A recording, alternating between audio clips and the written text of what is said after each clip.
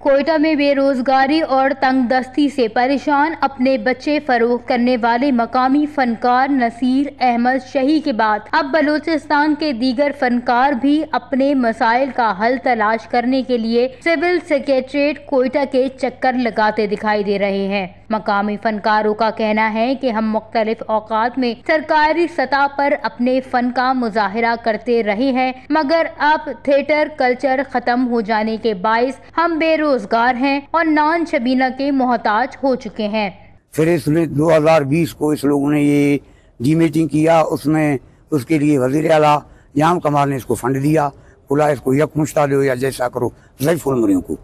ابھی 2 مہینہ میں ڈی میٹنگ بیٹھ گیا، ابھی ہمارا کیا ہے 20,000۔ میں نے بولا ہم غریب پرور فنکار بھی ہم 20 سے ہمارا گزارا نہیں ہو سکتا ہے، 10 بچے پیچھے ہیں، بیکار ہیں، بے روزگار ہیں، ابھی ہم کیسے کریں؟ اس لوگوں نے وظیفہ کے کیا بارے لکھا ہے، جہیز کے بارے میں، ایک بیٹی کا جہیز دے دیں گے۔ ہمارا الحمدللہ 4 بیٹیاں، 3 میں نے شادی کرایا، ایک کے لیے میں اس لوگوں سے جہیز مانگا، اس لوگوں نے ہم کو بولا گیٹ آؤٹ، نکالا باہر سے سیکسی نے۔ میں نے بولا یہ آپ کا لکھا ہوا ہمارے پاس ہے، اس میں لکھا ہوا بھی ہے۔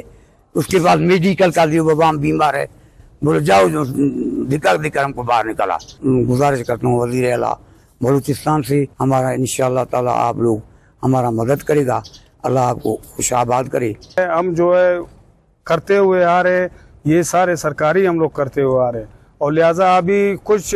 تقریباً 8، 9 چیک ہمیں 30 ہزار روپے کا ملا۔ اس کے بعد جو ہے ہمیں چیک جو ہے 20 ہزار روپے کا ملا، کہ